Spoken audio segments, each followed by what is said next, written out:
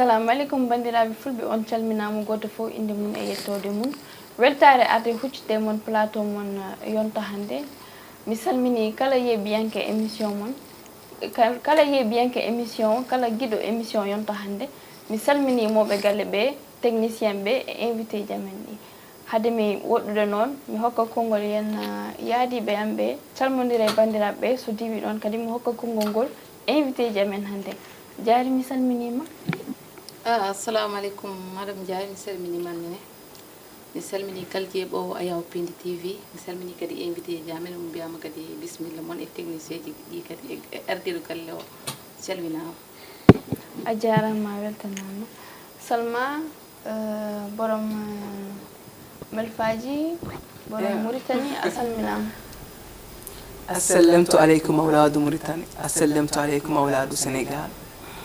bandiraɓe mi salmini bandiraɓe fulɓe foof on calminama on juurama caggal yettude Allah e nulaɗo mum yettude nene baba mi salmini mi juurimama moon merci beaucoup a jarama weltanama donc ko noon so diwi ɗon mi hokka konngol yalla invité ji amen hande noon invité ji yontaɓe min jogui donc mi hokka konngol ngol tan Gedda plus connu e série Enlam Binta mi salminima mi salmitimama assalamu aleykum bandiraɓe sehilaɓe fulɓe e kala jeeɓo Pindi TV mi salmini ɗum et remerciement aussi pour l'invitation bisimilla ma donc min dokka konngol yen neɗɗo ganduɗa ko gandaɗo e mogo pular kadi baɗɗo gueɗe kewɗe e mogo pular biyeteɗo Silla mi salminima mi bismimama mi salmitimama Rahi mi juurimama no fewi mi salmini ɓe ndenduɗa plateau ɓe mbiɗa salmina kadi dendagal ɓiɓɓe fulɓe yeeɓoɓe Pindi TV ha tengti noon e ɓeɗo e weltoroɓe e yewtere yonta hande mi salminiɓe mi juurima on namɗo yooɓe gon e jaam e cellal e kisal e ɓuural e ɓamtare mi salmini kadi invité goɗɗo o vraiment min beltima invitation on aussi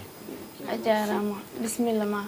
donc so jii plateau amen hande invité ji men ɗi on gandi hande thème o fata koye ko fati mogo sa nani mogo wiyete ko théâtre donc mi nani Salmane Diallo mbimi mogo mataw o anda konngol ngol donc ko noon donc no mbirmi ni tan hande thème o fati koye banggue théâtre donc eɗen jii hande oɗo saaha production ngaji ɗi ene keewi machallah ene heewi no feewi des fois jiya yen woni artiste aji mbiya ko série ji ɗi hande ene heewi kono haɓe dañi difficulté ji no feewi par ce que ɓe jahat ha nder producteur uji ɗi au lieu que ɓe dokka ɓe haqqeji mabɓe sakkitto ko henna dognude ɓe walla wadde ɓe gueɗe gandanɗa yoɗani alors que an a noddi neɗɗo mbiɗa aɗa yiiɗi production ma yaaha donc la moindre des choses cikkumi henna mbaɗon respecté moni fof banggue mum henna ko haali ko beela gueɗe ɗe ne jaara yeeso surtout enen milieu Halpulaar o eɗen keewi ɗen caɗele donc sans plus tarder kadi mi rokka konngol henna Silla o mi namdomo henna Silla an sa nani théâtre hol définition mbawɗa rokkude henna théâtre an aperçu ma eyyi merci beaucoup e namdon ngal théâtre min no kem wiide pular ni ko gollal mawgal maaninowal baɗe rendo e dow dingiral tawi koye fannu ngarɗugol so tawi e français no mbiya théâtre c'est l'art de la représentation sous une forme artistique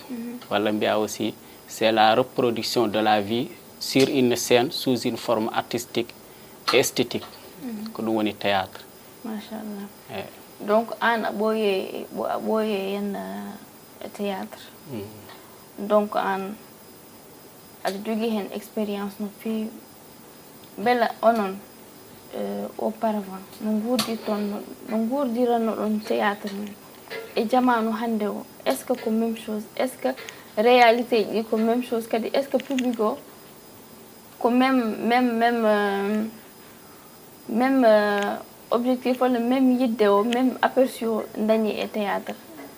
bon théâtre kam ko théâtre tan woni hanki woni hande yo ko théâtre tan par ce que condition ngaji tawara hen ndi ko ɗin tan tawara hen ko yimɓeɓe ceertata mais aussi kadi avec l'évolution du temps théâtre kadi ene waɗa avancé no fewi par ce que forme théâtre nde e forme théâtre joni ene waɗi différence mais surtout kam les éléments de base woni ko tambi ɗum ko ɗum iwata changera kadi yimɓe ɓe kadi il faut ɓe ganda théâtre eko yeɓete e téléji ko wona gotum no mbimin joni ni ko gollal maninogal baɗere e dow dingiral e fannu ngarɗingol théâtre kala to wiya théâtre tan tawata yimɓe ene joue public ene jooɗi ko ɗum woni théâtre mais sen gatti ko jeeɓeɗen ga e série walla téléji ko ɗum go série wiyete walla téléfilm walla feuilleton walla yahatma ha cinéma walla film donc théâtre en tant que théâtre o nane koyɗe baɗɗe fayida nana waɗa avancé no fewi kadi artiste ji comédien ji aussi ne goodi ha ɗo joni mais woni hewɓe yeɓete wiyeɓe ko waɗoɓe théâtre mbaɗani théâtre ce sont des acteurs walla mbiye actrice aussi il faut ganda ɗo oɗon différence ha para nde yimɓe mbawa wadde avancé won gueɗe quoi mais théâtre o kam eɗen hen guila ɓooyi c'est puis 2002 2003 eɗen hen eyyi ko gonga no mbiruɗa ni hande théâtre bon peut être ene heewi spectacle uji ine mbaɗa mais e génération mo gonɗen hande o eɗen jii ko série ji ɗi ɓuuri hewde donc mi namdo guedda an holno natirɗa e série holko saabi natɗa e série kadi holko jiɗɗa hen janggo e jaam bon min mom série mbiɗa wawi wiide ɓoyani no fewi ko nammi hen par ce que ko sehilam goto Big Weltare kanko wonno ham proposé o tawi mbiɗa yiiɗi affaire série ɗin affaire mbimino ene wawi wonde de ala probléme mais no nammi hen jiimi situation des fois tournage a yahan taw hay passe koteɗa ala mais o adi foof moom ɓe jeyani ha nder jiɗmi ɗum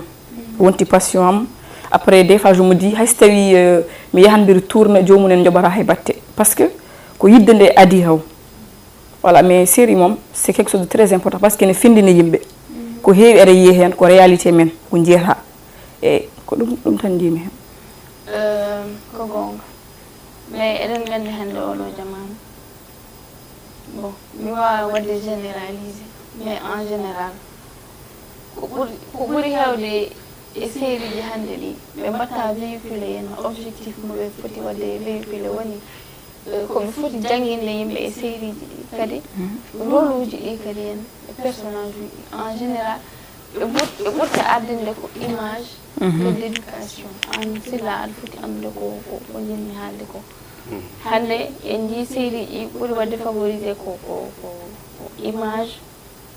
que objectif e jangguinde e findinde yimɓe par ce que hande en jii série ji hasko wona série halpolar tan mais eɗen jii vulgarité gonɗo hen o donc ko heewi hen bon mi watta banalisé à 100% par ce que min comme joue au théâtre mais eɗen jiya woni action ngaji en mbawa wiide henna mi wawa wiide wona série mais bon c'est quelque chose à revoir dal donc question c'est partagé ok bon min moom ça dépend aussi parce que saaha bralon ene woodi par ce que jomumen jiyata tan ara yooɗi walla onon jogdi contact mbiya kaari fami ƴetta ɗum joie taw a ala capacité o kadi a meeɗa wadde taw hay batta anda e affaire art quoi mais kamɓe yooɓe eɓe ganda tan walla ɓe jiiya ara yooɗi ɓe ƴettuma ɗum moom pour am c'est pas normal neɗɗo so ƴetta ɗum e série walla ko wawi wonde foof il faut ƴeewa taw ene wawi yo wat casting mum d' abord mais la plupart du temps maintenant casting presque ala ni a heɓan message tan mbiyeɗa tel aɗa jouɗo hen taw noon an a meeɗa wadde casting a anda no yara mi mbiyata yo ar tan joɗɗa caméra huccirema kala te ɗum moom je ne vois pas ça watta évoluer yimɓe dal te affaire de vulgarité aussi ça dépend parce que halpurde moom la plupart du temps ɓe mbaɗani vulgaire parce que mi waɗi suivre série ji kewɗi mais mi yiyani hen vulgarité voilà mais ça dépend goto foof kadi e yiyande mum e no yiiri ɗum quoi mais ça va mi yii waɗi casting wiyoɓe casting soɓe jaha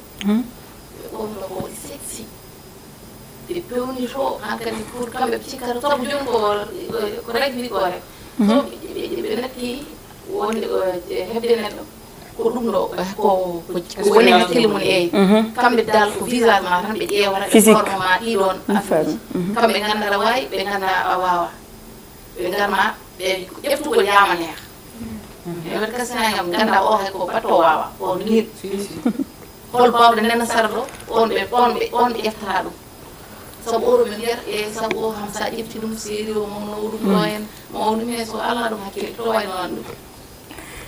en tout cas en hawni seeɗa de mais kamɓe moom ɓuriɓe wadde important mabɓe ko buzz o e ko yimɓe mbaɗa suivre série o hay so tawi sujet o ala important yo yimɓe mbaɗa suivre mbiya kaari ne yooɗi kaari forme mum ko ni kono alors que série foti wonde ko thème moƴƴo foti wonde ɗon so tawi ko jomum ko joɗɗo ko coofɗo ko ɓaleejo ko boɗeejo yo jomum jogo mentalité o ko ɗum ɓuri wadde important mais a wawi wiide kaari ne jogui forme tan walla kaari ko boɗeejo tan yo hokke oɗo rôle te ɗum wawa wonde oɗo question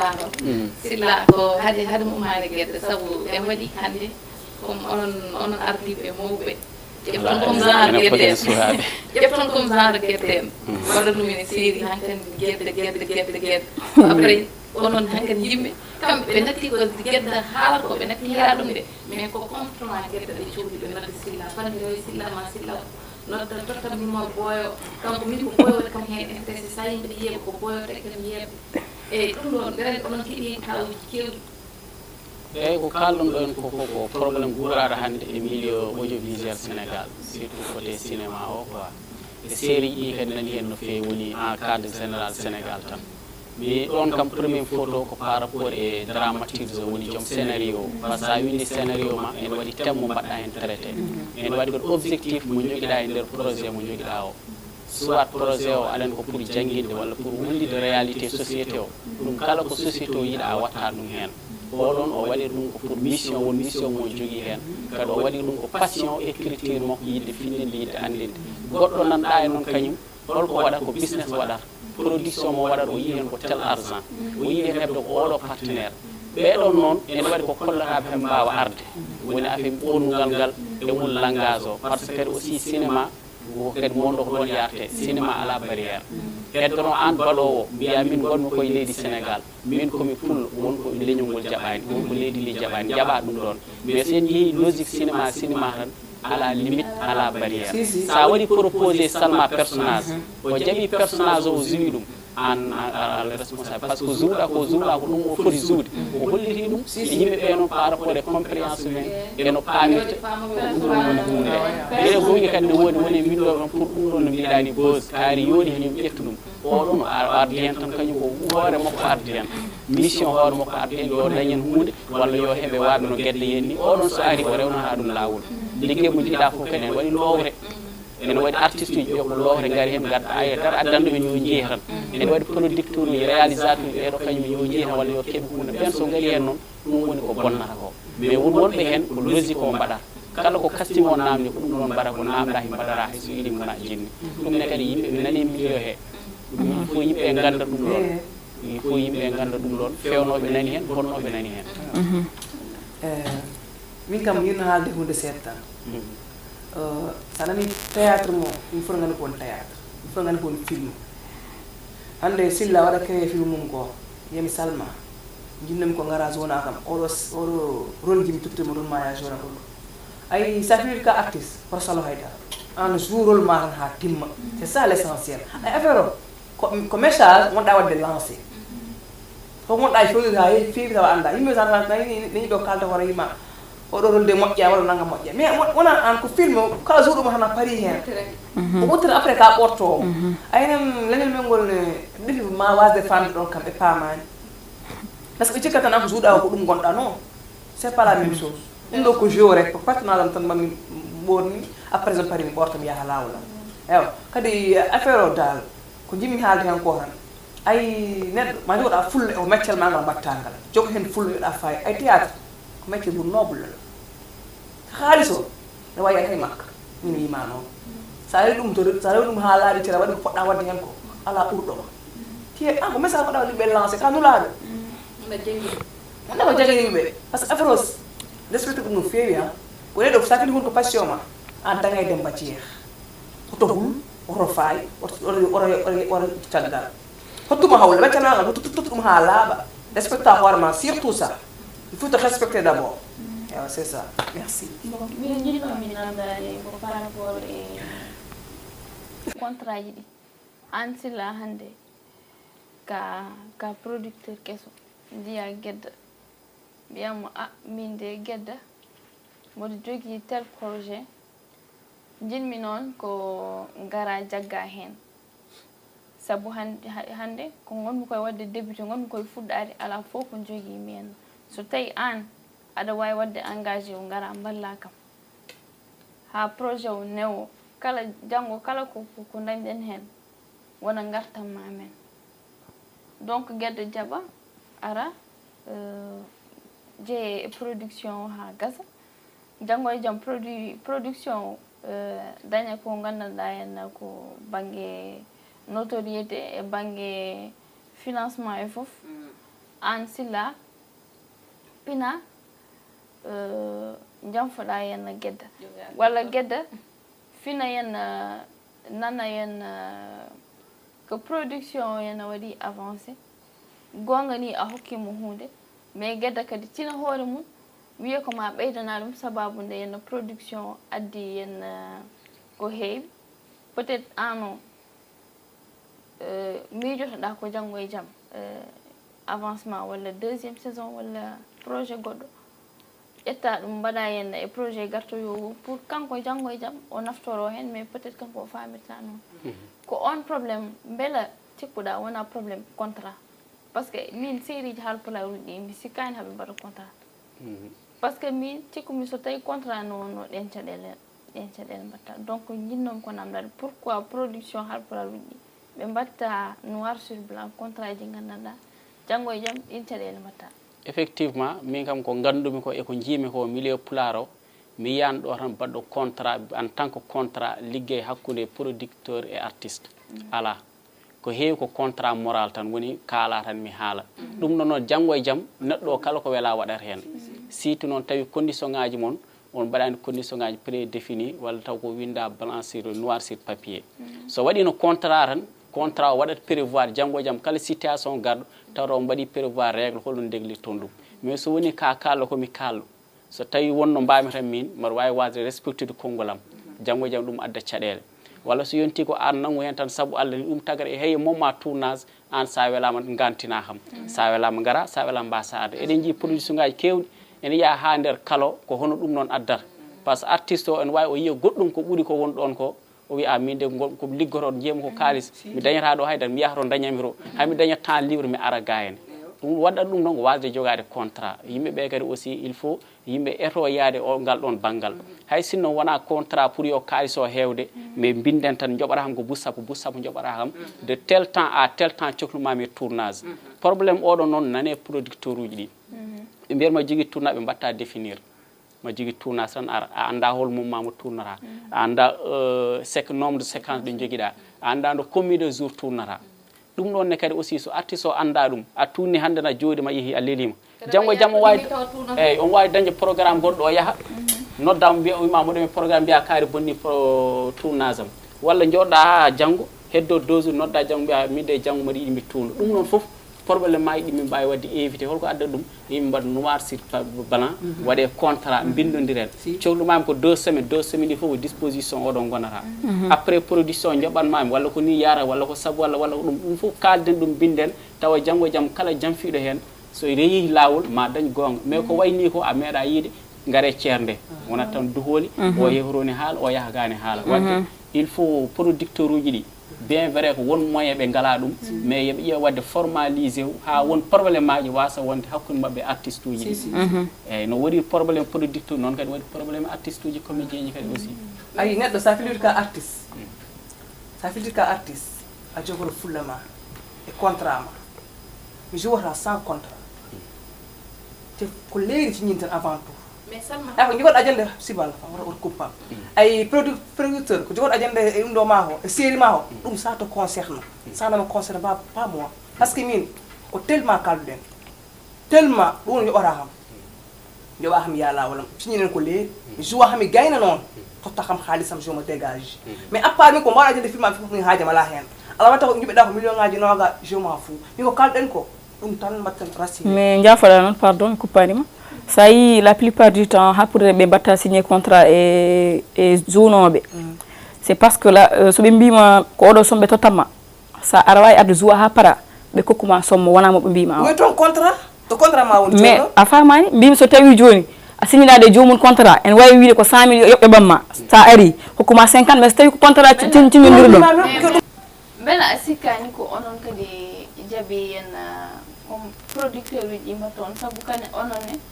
so production fuɗɗima so projet fuɗɗima tan jitton tan ko jeeyede hen on mbatta exigé contrat on mbatta waɗa haydara bela a sikkani kadi ko onon jaabi on exploitation non wona jabde ni par ce que déjà sa ari a yi hay goto meeɗa wadde contrat a tawi kamɓe foof ko noon ɓe mbaɗira fonctionné min mi wawde mi change min komi simple actrice aɗa andi ɗum kam déjà c'est quelque chose mais si gueɗe way change non mi wawa par ce que sa tawi neɗɗo e production mum même a famani nde tan nawi neɗɗo e production mum changement o ene wawi ummade ma si janggo e jang sa waɗi exigé contrat guiƴe no maani Ma ari change. production waɗa exigé contrat oui oui contrat ji fuɗɗo waɗede taw onon waɗata dañata ko ɓural ko ɓamtare pour onon sabu hande sa jouyi série ha paari a waɗani contrat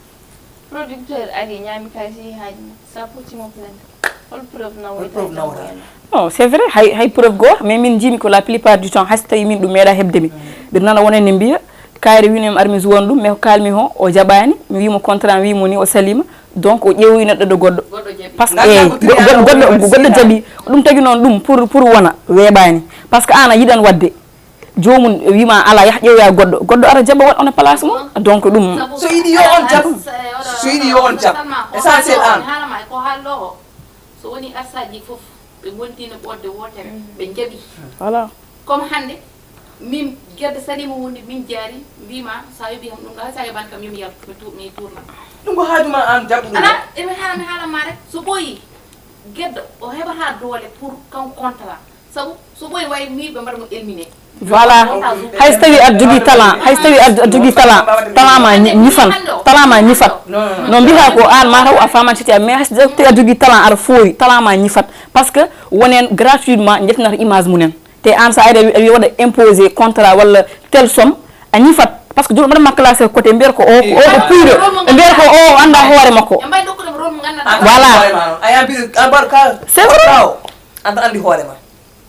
an tan andi hoore min de kam min gam ko hooram gantumi so neɗɗo wawi huɓɓude yo huɓɓam so wañide yo ñifam ay l' essentiel ko gonmi ko fulla e fayde mbaɗami hen avant mbiɗa tourna film comédie séquence joguimi hen haalna kam ko leeri jadi contrat mi signé contrat jalani contrat e jour mi yahala taw par journée e journée par journée mi je me dégage min neɗɗo watta kam proposé mi waɗa min komi watta proposé par ce que min ko an sohli kam sohlani kalden goto an sohli kam mbiya pima nanga ko yimɓe mbaɗa mbaɗi nangamo en kalno ko leeri pourtant mi waɗima contrat mbiyama waɗami ittami hen yo Allah jeehol ça compte mais Dieu pour tous mais aɗa andi an ko gañata ko goɗɗo en jaɓa ɗum ɗum jaɓa ɗum ko ɗum woni probléme o ɗum funno iwde ha laaɓa noon ɗum noon pour iwo weeɓani par ce que wona hande fuɗɗi o yita yiide feeje feere tan o yide wona hande fuɗɗi ko yiide feeje non ko yiide feeje tan non a ñifan hay goto andata a ñifan ko wajiɓde neɗɗo hande ay ɗum ɗo fof so woodi han wonɓe les acteurs là manki andude ko goni dow ko si si neɗɗo sa woni e domaine il faut ganda domaine o holko woni d' abord surtout jangguinde artiste aji ɗum ɗon ne woodi par ce que sa anda ɗum ɗon ɗum addanma nadde hen no beelirɗa ɗum tagui aussi diffère motive o ɗum woni ko waɗa diffère o waɗa no motivé guedde o ɗum wona ɗum waɗa motivé Salma waɗama motivé wona ɗum waɗata motivé motivation eko tambi less ko ɗum woni hunde foof an ko passion ma ko yidde ma ka jiɗɗo waɗi hen carrière no nanguirta ɗum ni oɗo jiɗɗo yiyede hen jiɗɗo nanete hen wona noon o nanguir tawa noon kadi aussi Allah waɗa omo jogui talent ni mais konko ƴewan talent makko de konko image o yo yaa donc an sa ari wonko mbatta impose oɗo ari waɗi impose facilité tawi kadi on wawi yaltinde ko sohla o konko woni ƴetteteɗo mais ittata noon kadi on hayso ƴettanima en tant que aɗa waɗi gom ko mbaɗɗa gom ko horo waɗa influence hoto o haalɗo ɗum ko influence wonata wiide somi salima tan goɗɗo jaɓat non hande ɓuuri hewde ko ɗum woni min e parce que ko kamɓe ko noon pulagu yaari kamɓe tourno yimɓe ko noon ɓe jaari ko ɗum jinmi wiidemo noon jogui talent par exemple min mi rawi wiide goɗa waddemi influencé par ce que mi addani on probléme mais mi yi woni hen haaɓe poori haaɓe mbawi kono no ɓe jiirata hen waɗiri mbiyata koɓe ngala choix par ce que ko an yiɗi wonnen kañumen jiiɗi affaire série affaire théâtre ene jiiɗe ɓerde mbiyata ko waɗen taari ko ni yaari hayso ɓe joɓani ham garawol te an ka ponnoɗo yoɓede on ne jogui choix noon on ne jogui choix ko gilli par baɗɗo choisir ne jogui choix par ce que an sa a tongaka mbiyeɗa yasou par la force an ƴetti décision waɗi cédé walla jiiɗa dan woppa ɗum ɗo de pour ɗum ɗo mais en tant que gonɗa ko mimi aɗa yiiɗi ɗum aɗa andani ɗum kadi andi ɗum ɗo wona hande tan ko janggo e jaam a wonata liggade kala ko ari Allah tawma hen ko ɗum ɗon woni hunde mais oɗo instant noon waɓe noon wonu kewani lowre ɗe keewi hen yiɗɓe yiyede ɓe keewi hen ko ɓeɗon noon dokki producteur uji ɗi doole wadde exploité won hen yimɓe ko ɗum woni probléme o même a yiyat société ji keddiɗi jomumen jooɗo woda lewruɓe walla lebbi ɗiɗi ɓe jooɓa woda waɗɓe grève wiya kam fof ɓe mbadda ɓodde wotere ɓe mbiya ɓe mbaɗa grève woda ha ɓooya baɗɗo rekkile jalta kañum jahani e ko ɗum bonni ɗum tagi yimɓe liggore sabu so woni yimɓe fof goni ɓodde wotere min mbiyam tami ko calim ko goɗɗo so salim ɗum so ɓoyi tan kamɓe mbaɗa rekkile sabu kamɓe ɓe mbawa hayso ɓe bindi foyi temdere page kewɗo 100 page ɓe bindi ɗum ɓe ngala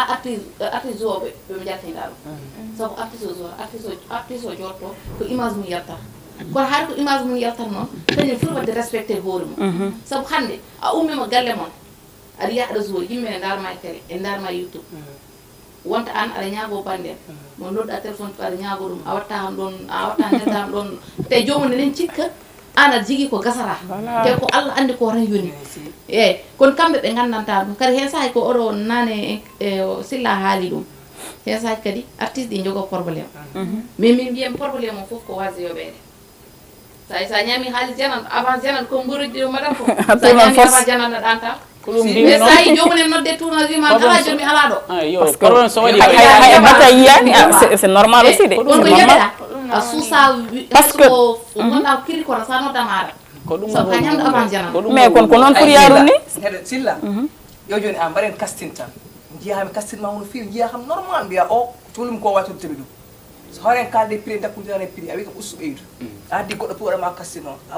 wattama sentir min ko tottamami ko min tama to joɓɗu ha mbaɗa ha meltoɗa tôt ou tard ha jawa hoyde am ala kulli an linga son kulɗa mi hokkanma ɗum ha timma so tawi kay min ko logique o cohli mo walla tout hami hemma mais so tawi noon min je m'en fous liggotoɗo wopperɗa mi yeew beɓɗo gasi ɗum noon heɗo sa yi artiste la non ɗon ko banggue par ce que en tant que série en téléfilm en kala mo ƴettuɗa aɗa wawi zone ɗum yo directeur artiste ma fort tan wona homme de métier jiiɗa e théâtre so woni théâtre il faut dewɗe formation gandu ɗum wara wadde ɗum mais so woni série ɗiɗo téléfilm neɗɗo fof ne wawi wadde ɗum par ce que an réalisateur ko an wannan neɗɗo ko yiiɗi wadde ko seulement wonko wawi manque demo et sur scène sur le sang mbaɗa e makko ko jiɗɗa o wadde e makko ko ɗon kam ala probléme hedde noon so jomum paari noon en wawi yawide kadi waɗoya formation ngaji ɓeydoya capacité ji mum aussi mais kedda min hol question goto question mi ɗi namdade ko banggue rewɓe ɗo namdoroɓe sabu hen saahaji aɗa ara série exemple cakkirɗa arde série o jaaha série wonta e jogo ma woni rewɓe heddiɓe woɓe jaari comme jaari jaawi ɓe mbiya omo yetta e scénariste o ayi haɓene wonna inde ma taw anda an ka mbaɗɗo imposé ko mbawɗa ko an a waw ɗum mbaɗɗa ɗum imposé pawɗa ɗum e dow table ɓe yi weeli ɓe joni kamɓe ɓe pamirta noon ɓe mbiyata ɓe gon koye yaltidde bonna indema kala to jooɗi jooɗoroma est ce que ɗum noon min mbiyam ɗum kam ala banggue worɓe hay sono waɗi mi mbiyami ko hen sabu ko banggue min mbiyam ko probléme rewɓe ɗum noon ko rewɓe an ɗum meeɗa hebdoma e série bon je sais pas parce que ene wawi wonde wawi wasde wonde aussi parce que mi watta confirmé hay batte mais min pour am la plupart du temps ko worɓe mbaɗata créer certaines affaires parce que an sa woni producteur déjà mo ittuɗaɓe min mi tinani kamɓe gadi hem ɗon mi ari a wiya tottami rôle mo gandanɗa hoorema ɓeyto ne mbawi mais mi ari a waɗi préféré totta ham ɗo andi mino ni peut être ni mi ala ni mi wawa ɗum ni no fewi mais juste parce que aɗa horstini hem walla jiiya image tan mbiya kaari ni nami ƴettamo aɗani heddiɓe jiyan hen koye mumen ɓenne kañumen joɗoto ne mbaɗa coow ene ñohane mbiya eyyi mbiya kaari jaltiɗa kaari ne yiiɗi kaari ni par ce que ɗum ko noon tan wawi yarude ko worɓe gaddata ɗum probléme min wona probléme rewɓe de min puram ko worɓe kewi wadde on probléme rewɓe kewi déteyuji de voilà ɗon jinnomi haalde o par ce que sa windi scénario ma déjà aɗa personnage uji ma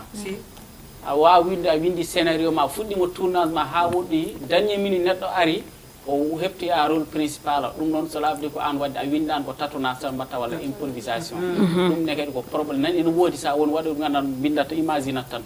image e tournage walla en fonction de neɗɗo mbaɗata écrire ɗum ne fof ko probléme mawɗo kadi aussi par ce que so tawino après lab ka bindude scénario ma fof 30 épisode ma aɗa windi a tournat tan ɗiɗo probléme aji ɗi godata par ce que le départ go foni andi o woni kaari o woni principal o ko adjoint o ko rewno voilà c'est ça andi rôle ma neɗɗo goɗɗo rôle makko ko sens makko sen bonni film ene fof e mbawa fodde rôle ene fof e mbawa fodde réussite ene fof e mbawa fodde succès so tawi fayime lawol tan kala kalɗo on ko gañi go ham kono wona haydara ɗum ne kadi ko probléme windoɓe par ce que bindol ma so joofani aɗa waɗa yama neex ɗum addata neɗɗo aɗa dernier minute ƴetta fof pawa e jungo ma est ce que hewɓe ne binda ɗum ene woni windoɓe wonɓe binda mais mo bindoraaɓe keewani de mo bindoraaɓe moom keewani ko ga woni e ko ɗum noon ɗum addata noon jomum ara noon so jomum ari so noddi comme noddi guedde gandi guedde jouyi hankkandi ko guedde jouyi ɗum ko weeli ɗum ene waɗi comme ko mbira ha jomum ne bindani on kadi an ayi guedde ko jouyi ko weeli yimɓe fof waɗi apprécié yimɓe ko yimɓe yeɓoɓe ko ɓen mbaɗi apprécié wona an binduɗo de an kalɗo ko yimɓe e belama janggo jam e mbarma e film joni joni haala ko ɗum noon wona banggue scénario so min mbiyam ko guedde rek waɗi imposé hoore mum kañum hollir ko wawi kono ɗon or jomum or waɗi jalousie wiye won ko yaltude jomum mais milieu mais taw kam no kaldirɗani des fois rewɓe kadi moy lolde jaari eyyi ko noon koye rewɓe pasalo fof rewɓe keewde caméra ko sugol nawma resta à ton point zuwa sugol ma jaha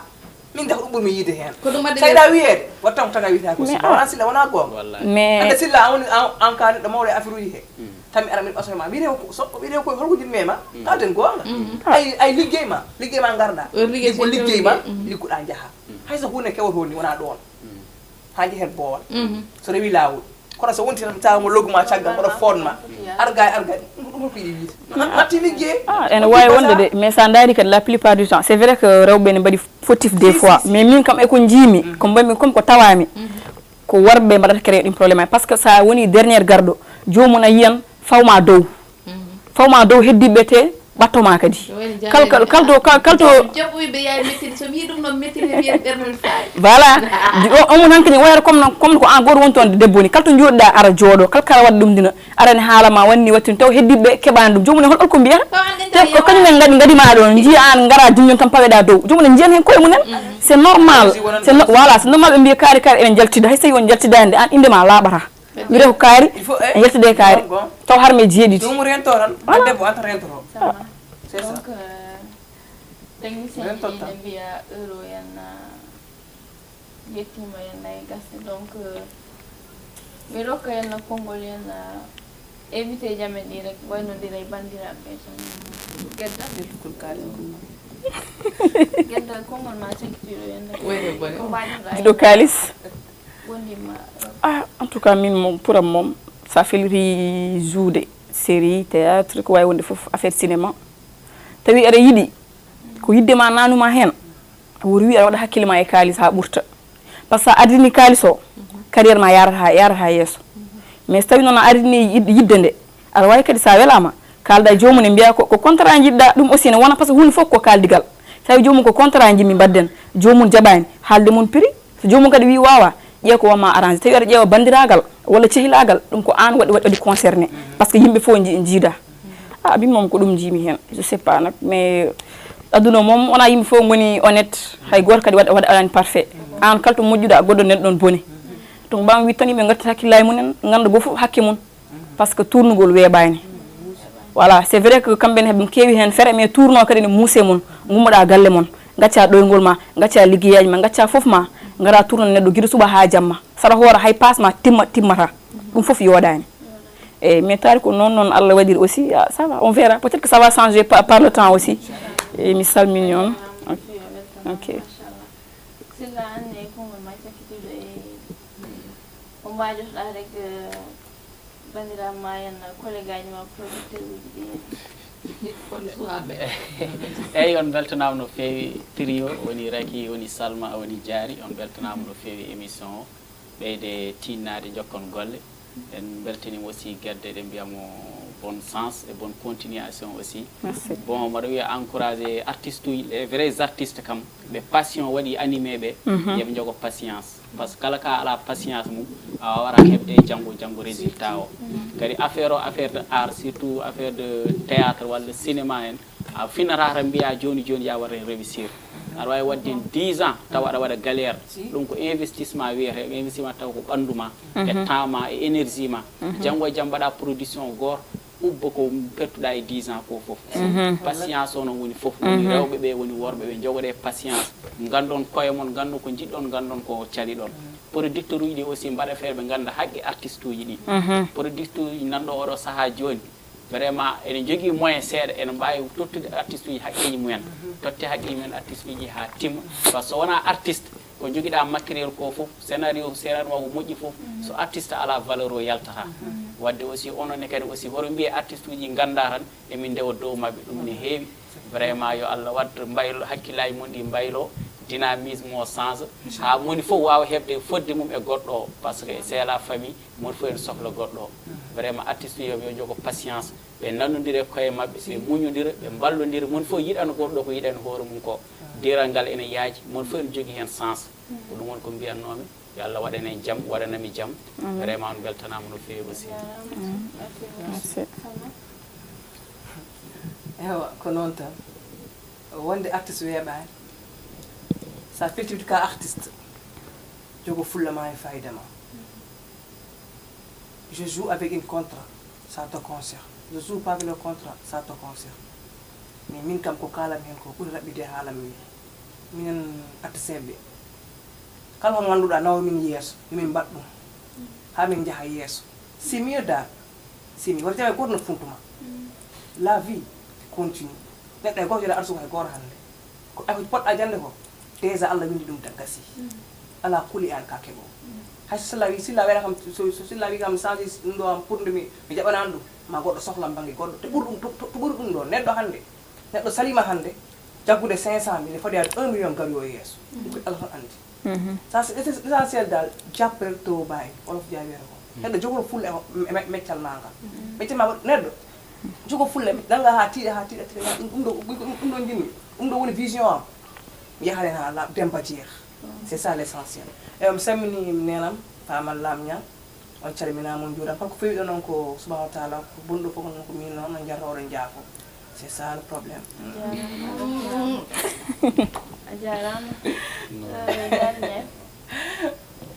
ko noon tigi radi haade men artude ɗum ɗo rek e wayno baye konngol men cekkirgol saabu enen mbadduno aadi woni ɗum ɗo men fansiji men le commentaire de 5 meilleurs commentaire uɗi ko ɓen enen kaldanno chaque émission holɓe dokkaren hen hande noon ma sikki o jaljalɓe jonta Amadou Diallo o wi kanko no weltima hen o weltanama kankone wonde Amadou Malik Sarr hande no salminama o wiyama moƴƴere Allah e ma min beltane mama e Codde Fulani hande no salminama e Seydou Ba